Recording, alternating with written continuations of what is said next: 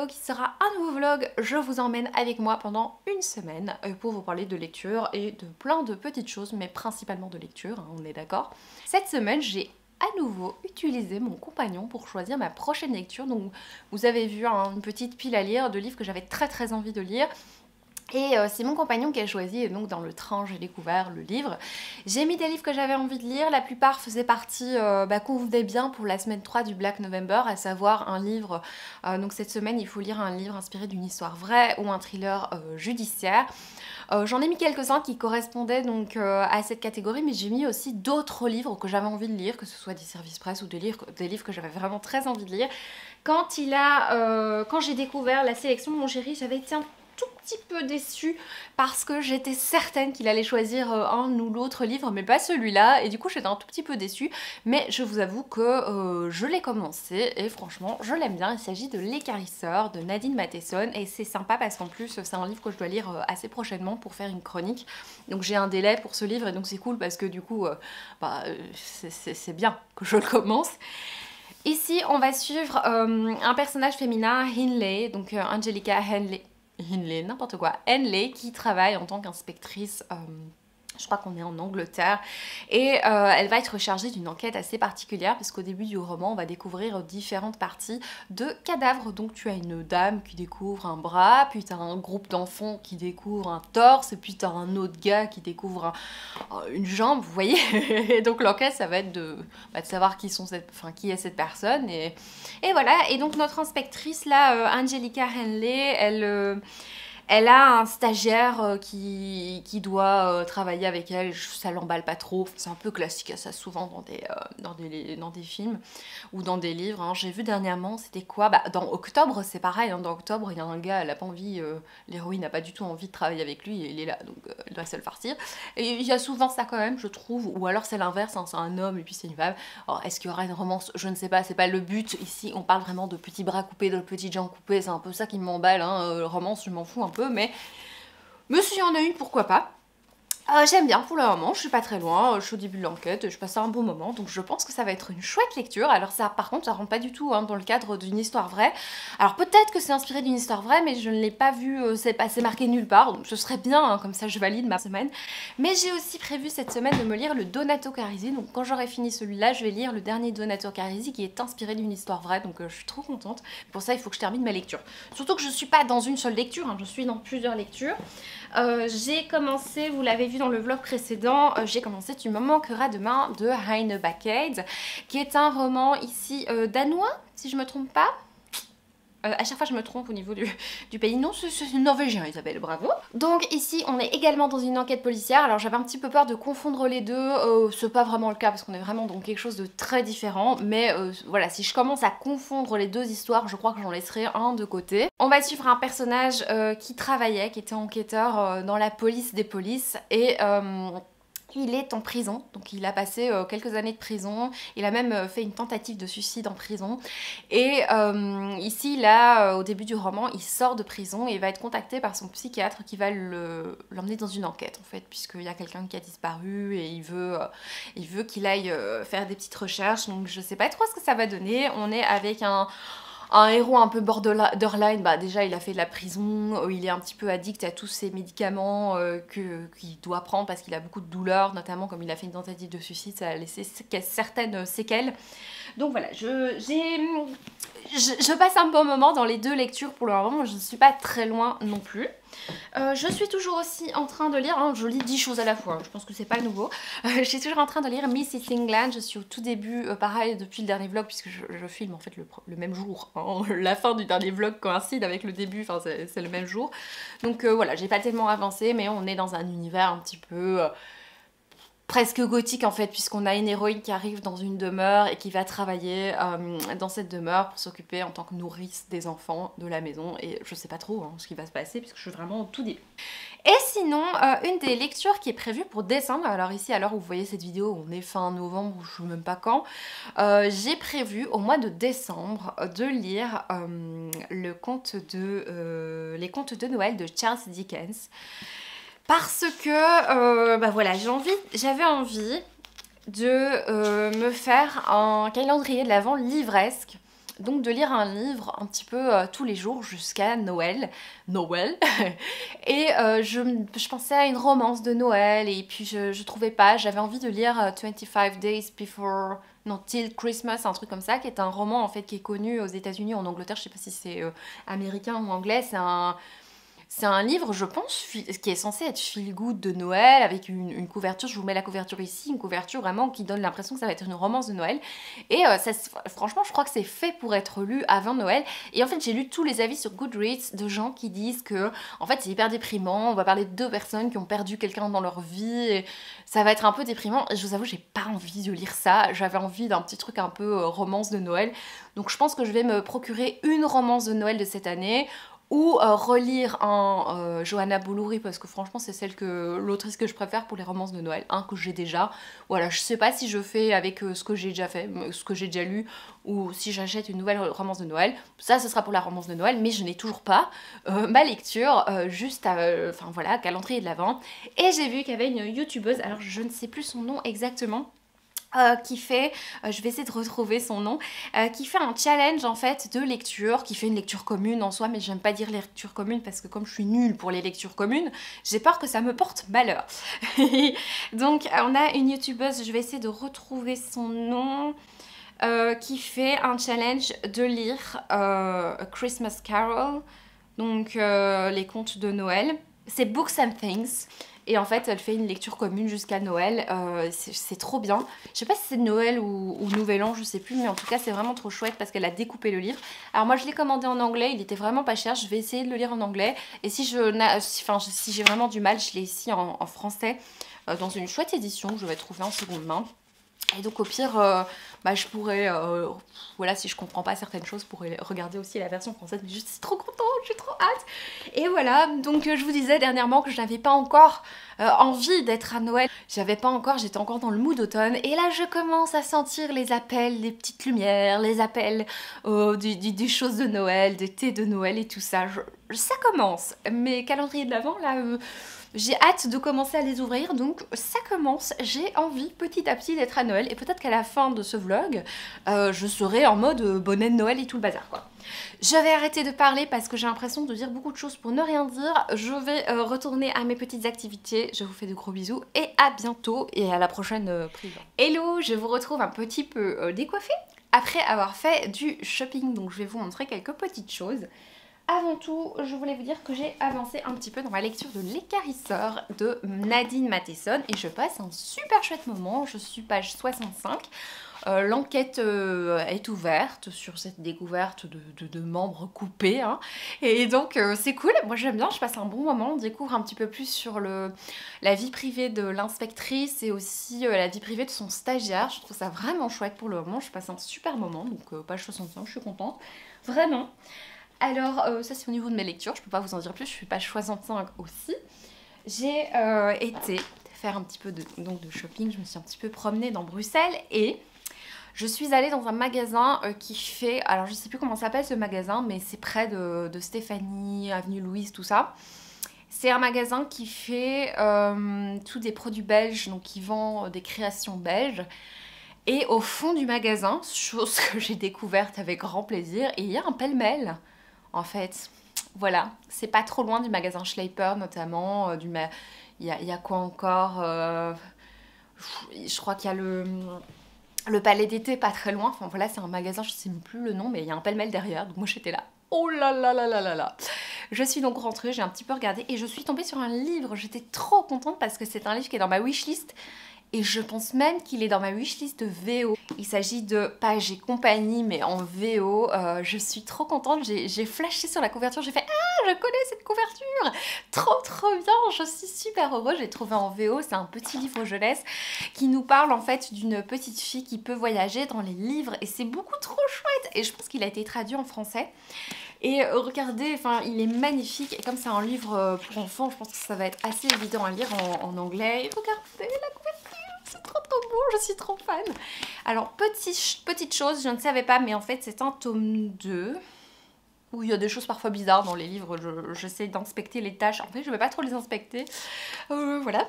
En fait, c'est un tome 2, visiblement. C'est la suite des aventures de Tilly. Et j'avais pas vu, c'est pas marqué hein, que c'est un tome 2, c'est juste en ouvrant là maintenant. Pourquoi il fait un focus sur ma cuisine? Non, mais ça va aller, je suis là, moi. Coucou. Donc ouais, je sais pas pourquoi c'est pas marqué, c'est pas indiqué que c'est un tome 2. Peut-être que c'est pas si important et qu'on peut quand même bien lire le livre parce que du coup, je suis un peu frustrée. Je vais peut-être voir si j'ai pas une version en e-book, s'il n'y a pas une version en e-book qui est disponible, sinon je vais essayer de retrouver le premier tome. Je vais voir un petit peu les résumés. Et alors j'ai trouvé un Daphné du Maurier. Alors j'ai décidé que je m'en fichais le titre. Du moment que c'est un Daphné du Maurier, moi je suis heureuse. Ça s'appelle La chaîne d'amour. Je sais pas ce que c'est, je l'avais jamais vu ce titre. Pourtant j'avais regardé un petit peu tout ce qu'elle avait écrit, et en fait elle a écrit beaucoup de trucs. Et je connais pas du tout. Voilà. Je vais voir, hein. Et en fait, il y a tout un arbre généalogique au début. Ça, j'aime bien. Je trouve ça cool quand il y a des arbres généalogiques. Donc voilà. Écoutez, je ne sais pas. Je ne sais pas ce que ça va donner. Mais ça me fait encore un Daphné du Maurier. Et moi, depuis que j'ai découvert cette autrice, j'ai une vénération. Alors, je me suis procuré une petite plante. Alors, c'est une petite plante que j'ai déjà eue et que j'ai un jour laissé crever. Trop arrosé ou pas assez, je ne sais plus. Enfin voilà, c'est le genre de plante, il faut quand même s'en occuper, il faut quand même lui donner pas mal d'humidité, pas trop d'eau, pas trop peu. Enfin voilà, c'est un syngonium rose. C'est une plante, voilà, je sais qu'à un moment j'avais compris comment m'en occuper, mais elle avait plus que 2 feuilles et j'avais un peu la flemme. Je pense qu'elle sera très heureuse dans ma petite serre à côté de l'autre syngonium. Je crois qu'elle va être super heureuse. J'aime bien ce syngonium rose. À un moment, j'en avais un peu marre de mon ancien et celui-là, il est tellement un joli rose que je trouve que c'est très joli. Je vais le rempoter parce que, bah oui, on me le vend avec des racines qui sortent de 3 km. Il n'a pas de parasite, il a l'air en pleine forme. Je suis super contente, donc je vais le mettre dans ma serre. Je pense que je vais faire ça. Je suis passée chez Sous la Canopée, qui est le magasin voilà, chez qui je vais assez régulièrement, qui est un magasin donc de plantes. J'ai eu très envie de m'acheter, je pense qu'ils ont le pothos Ruby Moonlight, vous savez, c'est une plante assez rare qui est très difficile à trouver. J'ai toujours galéré, j'ai même cherché, moi j'avais cherché sur internet pour le trouver et je galérais, même sur les sites anglais j'avais regardé. Et là, il a rentré en stock en fait cette plante, mais elle est à 33 €. Alors j'achète parfois des plantes un peu chères, mais enfin, j'essaie de faire un peu attention et peut-être le mois prochain, si elle est encore là, je pense que je la prendrai. Mais là, enfin voilà, j'ai d'autres priorités, mais petit pincement au cœur parce que je l'ai vue, elle est magnifique et je pense que je vais peut-être me la prendre au mois de décembre, je ne sais pas, en petit cadeau de Noël si elle est encore disponible, parce que je sais pas. Mais j'ai pris des petits sachets ô combien ragoûtants. Ce sont des petits comment dire, ce sont des petits insectes en fait, hein, ce sont les Cucumeris, je sais plus le nom exact, mais c'est quelque chose qu'on utilise pour un petit peu éradiquer les thrips, parce que j'ai pas mal de plantes qui ont des thrips. Et voilà, en fait c'est des petits acariens qui viennent manger les larves de thrips. C'est hyper cosy, hein, ce que je suis en train de vous dire. Mais voilà, j'utilise ça depuis un moment, ça marche vraiment bien. Ça marche vraiment bien. C'est juste que là, ça fait un moment que j'en ai plus utilisé. Et donc j'ai des thrips qui sont en train de revenir. Et en hiver, c'est un peu compliqué. Les plantes doivent s'adapter au fait que j'ai allumé le chauffage. Je dois un petit peu... ça va, hein, franchement, elles vont bien hein, pour celles qui sont encore en vie. Mais voilà, elles doivent s'adapter un petit peu au fait que bah, du coup il fait assez sec. Et donc je dois mettre mon humidificateur, je dois un petit peu régler tout ça. Et donc je vais aller mettre ça sur les plantes qui sont infestées ou celles qui risquent d'être infestées. Donc voilà, ce sont des petits insectes qui vont naître cette semaine. Voilà, c'est mignon en fait dit comme ça. Hein. Et je me suis procuré un petit truc chez Dilly Camille.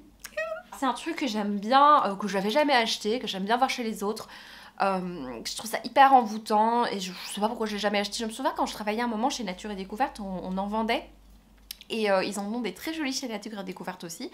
Et là, je l'ai vu et je me suis dit que c'était pour moi, qui criait mon prénom. C'est avec des petits champignons. Et vous savez, c'est ce machin qui tourne, c'est hyper envoûtant. Et du coup, je pense que je vais me faire plaisir le soir avec les lumières au plafond. Ça va être trop bien, voilà. Voilà, petit partage. C'est pas donné. Par contre, au niveau du prix, ça va. Franchement, je pense qu'ils sont moins chers que ceux de Nature et Découverte. Voilà, je vous retrouve plus tard pour vous parler de livres.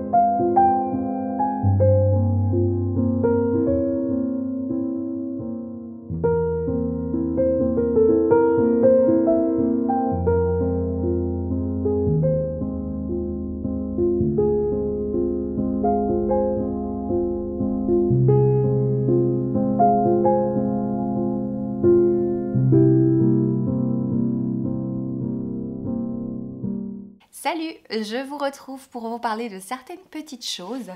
Alors, hier, la dernière fois que je vous ai parlé, j'ai oublié. C'est pas grave, il y a un livre qui s'est suicidé, je l'ai ramassé, c'est bon, en fait il va bien. Donc hier j'avais oublié quand je vous ai parlé la dernière fois de vous parler de 2 livres. J'ai reçu un livre en fait que j'avais commandé dans le cadre d'une lecture que j'aimerais faire en décembre. Donc on est le 19 novembre à l'heure où je vous parle, donc j'avais encore le temps. Mais bon voilà, j'ai reçu A Christmas Carol de Charles Dickens. Donc c'est une version en anglais, je pense qu'elle est illustrée. Et je feuillette, il n'y a absolument pas d'illustration. Bravo Isabelle. Donc je vous ai dit que j'allais faire cette lecture. C'est une lecture que je vais faire donc en VO avec ce livre là, et s'il y a vraiment des trucs que je pige pas, je lirai des extraits en français parce que j'ai aussi une vieille version en français. Et alors j'ai reçu un livre de la part de Aurel Logier, que je salue s'il passe par là. C'est quelqu'un avec qui j'ai déjà eu l'occasion de travailler un tout petit peu pour l'émission Caractère qui est sur Canal+. On a fait quelques petits extraits vidéo 2 fois. Alors moi j'ai pas vraiment accès à cette émission parce que c'est sur Canal+, et enfin déjà on n'a pas la télé de base chez nous, on n'a pas la télédistribution, mais c'est vrai qu'en Belgique on n'a pas accès à Canal+. En tout cas c'était cette Canal+ spéciale, je sais pas trop, j'y connais rien, je vous avoue, en télévision, mais je sais qu'en France vous pouvez avoir accès à l'émission Caractère qui a l'air hyper intéressante. Du coup je suis un petit peu frustrée de pas avoir accès à cette émission. Je sais qu'on est plusieurs à avoir pu participer et c'est vraiment chouette. Il y a Floris notamment, Cédric aussi, il avait une fois présenté un livre, et voilà, on a 50 secondes pour parler d'un livre vraiment chouette. J'avais parlé la dernière fois, c'était un livre, je pense c'était sur l'enfance, et j'avais parlé de Effroyable porcelaine. Et ici la dernière fois que j'ai participé, ça sort, je sais pas quand ça sort, mais j'ai parlé d'animalité. Et vous verrez le livre, je vous en parlerai à l'occasion. Et donc Aurel en fait a écrit un livre, et je ne savais pas du tout. Il s'agit d'un livre qui s'appelle Barre de recherche. C'est très très court, aux éditions L'Harmattan. Et en fait, visiblement, d'après ce que j'avais lu de Floris, puisqu'il l'a lu, ils disent que c'est un recueil. En fait, je lis, je n'écoute pas du tout Floris, je lis ce qui est écrit. En fait, c'est un recueil de fables et de poèmes sur le monde du futur. Je pense que ça peut être une lecture tout à fait... Ah oui, c'est un petit recueil, La souris et son Mac, crypté, chien, QR. Ah oui, ils utilisent tous les mots vraiment, voilà, de tout ce qu'est l'univers des ordinateurs, des technologies, etc. Ça a l'air vraiment chouette. Franchement, j'avais jamais lu une poésie moderne comme ça, je vais découvrir ça avec plaisir. Donc oui, j'ai hâte, je vais le mettre sur ma table de nuit pour le lire assez vite. Et dernière chose, je voulais un tout petit peu vous parler de ma lecture en cours. Je suis toujours dans L'écarisseur, je suis à la page 87, j'avance, j'ai l'impression d'avancer super lentement. En fait j'ai tellement de choses, déjà beaucoup de choses à faire pour beaucoup de le boulot, etc. Mais je me mets tellement des challenges vidéo là dernièrement que ça me prend tout mon temps, et du coup je lis pas, c'est complètement débile. Je veux vous présenter des vidéos de livres, je veux en faire même plus. Et en même temps, comme je prends plus de temps à les faire, je lis moins. Et donc forcément, je devrais en publier moins vu que je lis moins. Enfin bref, ça n'a pas beaucoup de sens, mais j'ai envie de prendre du temps un petit peu pour lire. Donc je sais pas, je vais essayer de terminer ce livre quand même pour ce vlog. Ce serait quand même chouette. Donc pour dimanche au moins, dimanche, lundi, pour vous parler de ce livre. Voilà, je vais vous laisser parce que j'ai plus trop grand chose à vous présenter. C'était pas très français, j'ai plus grand chose à vous dire.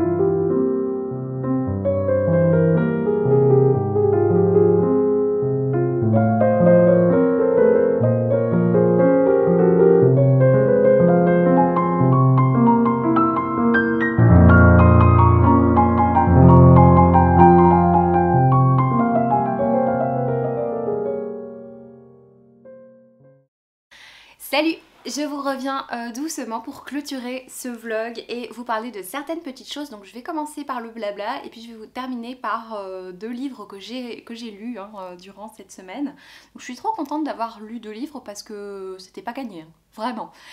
Alors, je vais commencer par un film que j'ai vu. J'ai pas pu vous mettre le plan du film parce que j'ai oublié. Bon, voilà, une chose, je pense pas tout le temps non plus à vlogger, même si j'y pense beaucoup.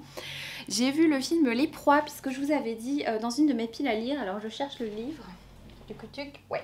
Dans une de mes piles à lire, j'avais dit que j'avais envie de lire Les Proies de Thomas Cullinan. Et je l'ai pas lu ce mois-ci, mais comme il rentrait dans une catégorie du Black November, je me suis dit que j'allais regarder le film.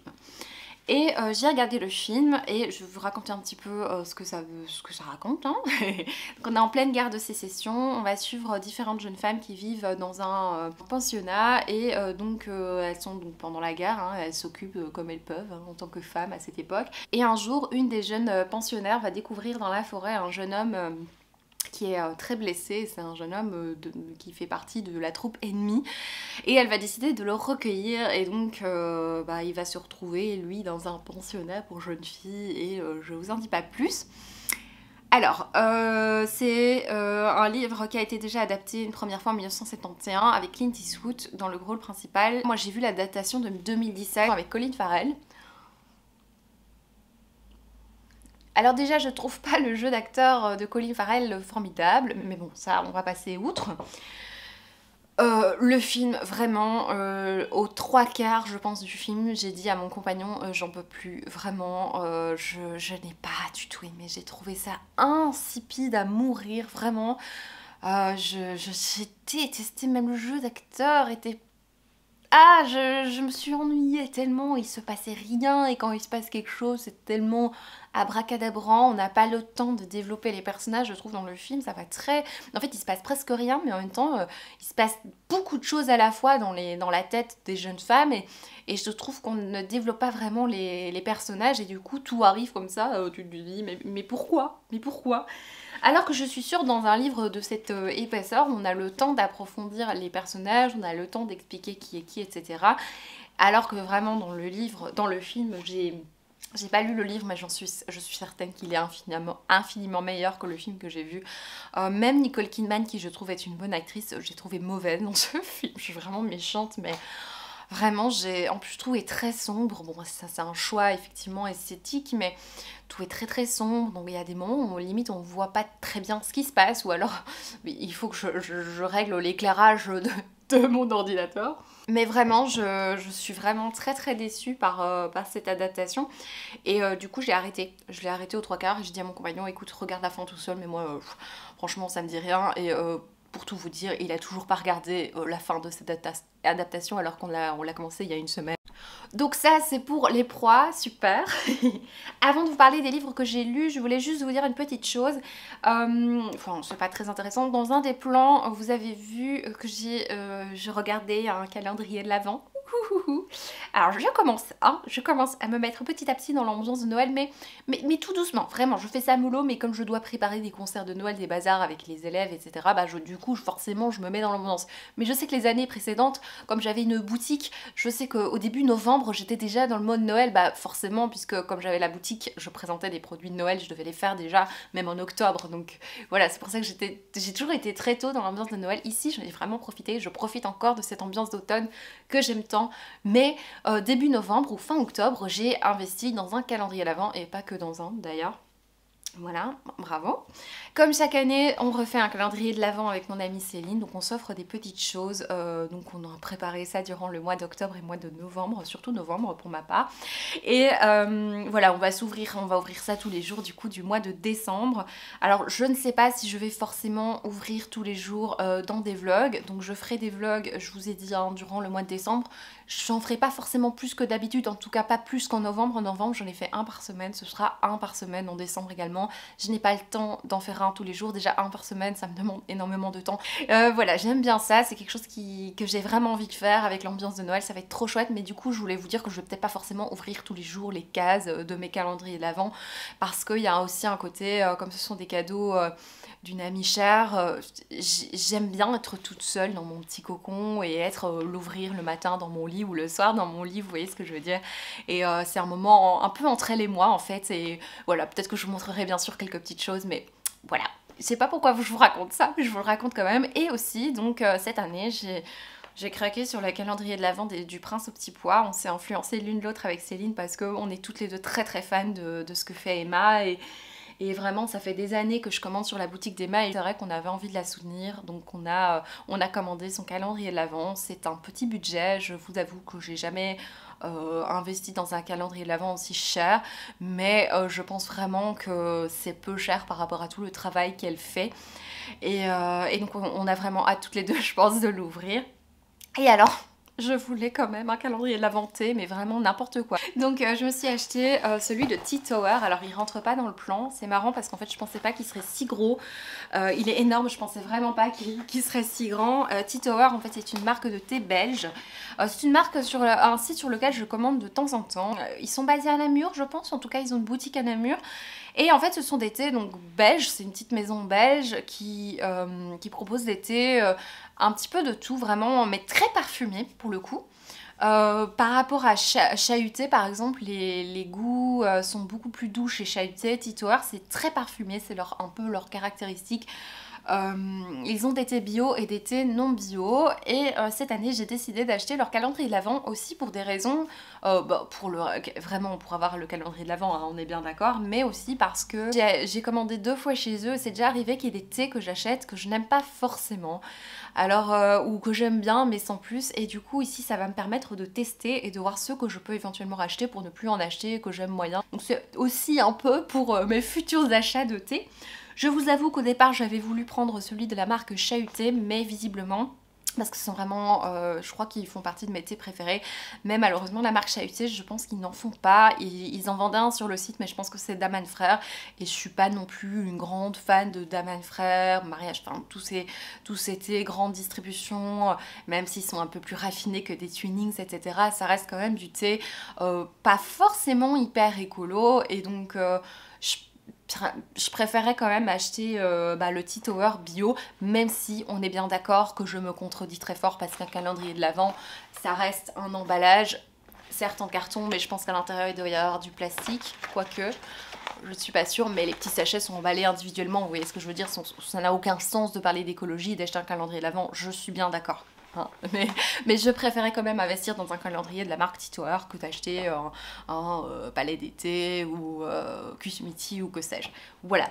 Mais idéalement, j'aurais bien voulu que Chahuté en fasse un parce que, c'est vraiment une marque que j'aime beaucoup. Je sais que Tea Héritage en fait un aussi, mais bon, c'est un peu tard de vous parler de ça puisque c'est plus le moment d'acheter les calendriers de l'Avent. Je pense que vous voyez cette vidéo fin novembre, donc si vous en commandez un, il sera un petit peu tard. Tout le long de cette semaine, j'ai lu un livre, vous l'avez vu plusieurs fois dans des petits plans et je vous en ai déjà un petit peu parlé, et je l'ai terminé hier dimanche. C'était vraiment une journée pour vous raconter toute ma vie qui était vraiment très reposante, très ressourçante parce que j'avais plein de petites choses à faire et je me suis organisée, je faisais des petites choses puis je me posais pour lire, je faisais des petites choses et je me reposais pour lire, et je crois que j'ai fait 15 fois je me suis assise sur le fauteuil pour lire et comme ça j'ai terminé le roman. Et donc il s'agit de L'écarisseur de Nadine Matheson. C'est un roman donc, que j'ai terminé, qui va nous raconter l'histoire de l'inspectrice Angelica Henley qui travaille en tant qu'inspectrice de police. On est à Londres, on est donc en Angleterre. Il y a le côté anglais que j'ai pas hyper ressenti par contre dans ma lecture, mais bon on passe déjà à mon avis alors que c'est, enfin je vous présente d'abord le résumé. Donc on va suivre donc cette inspectrice qui a fait une petite pause dans sa carrière parce qu'elle elle a subi un traumatisme suite à une affaire avec un assassin qu'on appelle l'écarisseur. Et au début du roman, on va découvrir différents morceaux de cadavres, on va découvrir des bras, des pieds, enfin vous savez tout ce que j'aime. Et elle va se rendre compte que c'est fortement lié à son ancienne affaire de l'écarisseur, que ça ressemble vraiment très très fort à l'affaire de l'écarisseur, sauf que l'écarisseur, il est en prison, donc ça ne peut pas être lui, donc ils imaginent qu'il y a un copycat, quelqu'un qui essaye de copier, et donc c'est voilà, toute l'enquête autour de ces découvertes. Alors, première chose que j'ai beaucoup aimé dans ce récit, c'est que je l'ai trouvé très accrocheur, c'était très prenant, ça faisait longtemps que j'avais plus tourné les pages aussi vite d'un roman, ça faisait un moment que j'avais plus été aussi happée par une histoire, franchement j'ai été bien embarquée dans ce livre. Deuxième chose que j'ai beaucoup aimé, c'est assez particulier en fait, parce que l'autrice ne prend pas le temps de présenter ses personnages, elle nous lance ces personnages comme ça, qui sont dans le feu de l'action, et ça sonne un petit peu du coup comme un tome 2, puisqu'elle ne présente pas, elle ne fait pas des profils de personnages au début du roman. On a vraiment l'impression de se retrouver dans un tome 2 avec des personnages qui ont déjà vécu des choses entre eux, et donc on a vraiment l'impression que ces personnages on a déjà pu les rencontrer dans un tome 1, sauf que c'est pas un tome 2, hein. C'est un tome 1, et je trouve que c'était bien fait parce que on finit par voir qui est qui, on finit par s'attacher aux personnages. Je trouve que ça les rend du coup très vivants, ça leur donne pas mal de substance, et leurs échanges sont du coup beaucoup plus naturels que quand on fait une présentation, parce que c'est vrai quand on fait une présentation personnages, c'est pas toujours facile de présenter ces personnages de manière naturelle en faisant voilà, parfois c'est vraiment clairement je te présente les personnages et il y a des choses qui se disent l'un l'autre qui se diraient pas dans la vraie vie, mais on le dit parce qu'on doit apprendre à les connaître. Ici c'est pas vraiment ce que fait l'autrice, elle nous balance l'histoire, nous balance les personnages, et nous on apprend petit à petit à les connaître, et j'ai bien aimé franchement ce côté là. Maintenant c'est vrai que il y a des personnages qu'on découvre dans le roman au fur et à mesure de l'enquête, qui deviennent importants, qui deviennent éventuellement des suspects, et ces personnages-là, j'avais tendance à les confondre parce que du coup, l'autrice ne prenait pas énormément de temps pour nous les présenter. Souvent dans les thrillers, dans les policiers, ce que font certains auteurs, c'est ils nous présentent le personnage et après on revient sur ce personnage plusieurs fois pour être sûr qu'on le retienne bien. Ici, alors peut-être que c'est moi et mon tout petit cerveau, mais à plusieurs moments je confondais les personnages. Alors vous allez me dire, Isabelle, tu as déjà dit ça, je pense que ton petit cerveau est responsable. J'ai déjà dit ça dans Franck Tillier, mais dans Franck Tillier c'est différent parce qu'il utilise des personnages avec des prénoms qui se ressemblent beaucoup. Ici c'est différent, ici c'est plus le côté anecdotique d'un personnage. On nous développe, on nous dit quelque chose, quelques petites choses sur lui, mais comme c'est pas répété, je l'oublie. Voilà, donc peut-être que je vais devoir consulter pour voir comment se porte ma mémoire. Parce que visiblement c'est pas la première fois que je le dis, mais j'ai l'impression que l'autrice aurait pu un petit peu plus insister sur certains personnages, sans mettre non plus des projecteurs, attention, fais attention à ce personnage. Non, mais qu'on puisse se dire, ah oui, celui-là c'est celui-là. Ou alors peut-être, parce que comme on a beaucoup de personnages à un certain moment, peut-être nous faire un petit plan avec qui est qui, parce que je pense que ça se prête très bien pour ce roman-là, en tout cas, de faire une petite liste et de nous dire celui-là tatata, celui-là tatata, celle-là tatata. Parce que là, dans ce cas-ci, ça aurait bien été. Voilà. Alors, c'est une lecture du coup que je retiendrai parce que, bon j'en sais rien puisque je l'ai lu, je l'ai terminé hier, donc je ne sais pas si je la retiendrai dans 3 semaines, mais c'est un livre qui m'a bien marqué. Ça faisait longtemps que j'avais pu été aussi embarquée justement dans un roman policier, je pensais encore à l'histoire au cours de ma journée, enfin voilà, j'étais bien dedans. Mais je regrette juste certaines petites choses que je viens de vous dire, et surtout la fin je la trouve pas extraordinaire, je trouve pas que c'est une fin extrêmement maîtrisée. Le choix de révélation n'est pas hyper révolutionnaire, hein. C'est pas le livre révolutionnaire, hein. Je pense que des enquêtes policières au final ça finit par se ressembler parce qu'on en lit beaucoup, mais c'est pas l'enquête la plus imaginative, il n'y a pas des trucs de fou, ne vous attendez pas à un cliffhanger de fou à la fin, vous attendez pas à des révélations immenses. C'était classique, j'étais même un petit peu déçue en fait par cette fin. Donc voilà, c'était plutôt une bonne lecture, plutôt un bon moment de lecture, même s'il y avait des petits points négatifs. Et alors j'ai lu un livre, gros miracle, il s'agit d'une fêlure d'Emmanuel Rémy.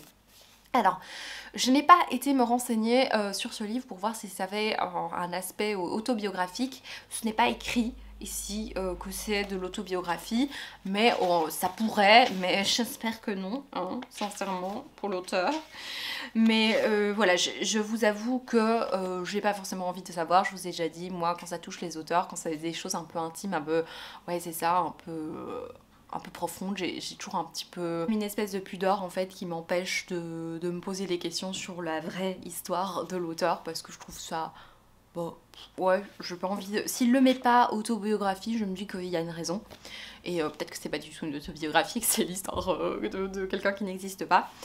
En tout cas, je dois faire super attention quand je résume ce livre parce que c'est un livre extrêmement court qui, comme vous voyez, bah non, là j'ouvre une page où il n'y a rien, donc vous voyez rien du tout.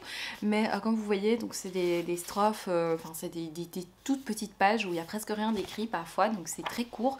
Ça se lit extrêmement vite. Ça aurait pu être une lecture pour un petit challenge où j'essaie de lire beaucoup de livres en plusieurs jours.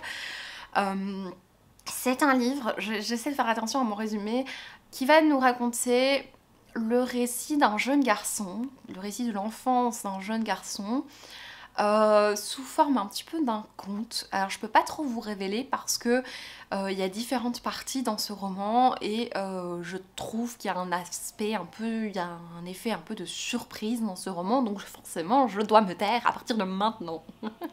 Mais en tout cas, dans la première partie, il nous raconte son enfance un peu idyllique, hein, puisque sa mère est adorable avec lui, il a l'air d'être vraiment choyé par ses parents, il a une super belle vie, son père le prend souvent en photo devant la mer et tout ça, il se rappelle de super bons souvenirs d'enfance, et je vous en dis pas plus.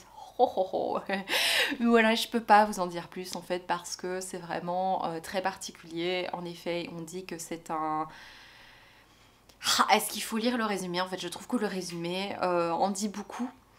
Et ils disent en fait que c'est sous forme de contes et ils disent que les contes ne sont pas que pour les enfants. Et je trouve qu'à partir de là, c'est bien de pas lire la suite du résumé parce que je trouve que ça en dit beaucoup et comme c'est très très court, c'est important de pas savoir grand chose. Moi, j'ai pas... C'est très dur en fait d'en parler de ce livre parce que j'ai pas envie de vous révéler trop de choses, mais je peux pas dire que j'ai passé un mauvais moment, c'était un concept intéressant, voilà, c'était une écriture agréable à lire, une histoire pas toujours agréable à lire, vous allez découvrir pourquoi. C'est particulier en fait, c'est très très difficile d'en parler. Je pense qu'un jour je ferai un point lecture où j'en parlerai peut-être avec un regard un peu plus lointain parce que là je l'ai terminé ce matin donc je dois faire super attention à ce que je dis. J'ai des souvenirs extrêmement frais de cette lecture. En tout cas, bah, il y a une raison pour laquelle le titre s'appelle Une fêlure. Bien sûr, c'est aussi pour ça que je l'ai acheté parce que ce mot, en fait, à chaque fois que je vois ce mot, j'ai mon cœur qui se brise. Voilà. Allez savoir pourquoi. Je crois que ça doit venir de trucs un peu perso, mais vraiment, ce mot fêlure, c'est un mot qui me touche et qui me heurte très fort. Et du coup, quand il y a un livre qui s'appelle comme ça me donne envie de le découvrir du coup. C'est une expérience de lecture très particulière, ça se lit très vite. Attention, âme sensible, s'abstenir, je voulais quand même préciser. Et à ne pas mettre entre toutes les mains. Voilà, je pense que j'ai dit tout ce que je vais dire. Je ne sais pas si je peux montrer cette affiche, si je vais me faire censurer par YouTube parce qu'il y a deux petites fesses. Bon, voilà, moi je trouve cette couverture tout à fait jolie. Mais voilà, est-ce que YouTube accepte de montrer que je montre deux petites fesses? Ce ne sont pas les miennes. Oh, j'espère que je ne vais pas avoir de problème. Bon, ben voilà, c'est fini pour ce vlog. J'espère de tout cœur qu'il vous aura plu. Maintenant, je vais me lancer directement avec la même tête et avec la même tasse dans l'ouverture du vlog prochain. Je vous fais de gros bisous et je vous dis à bientôt. Merci d'avoir regardé cette vidéo.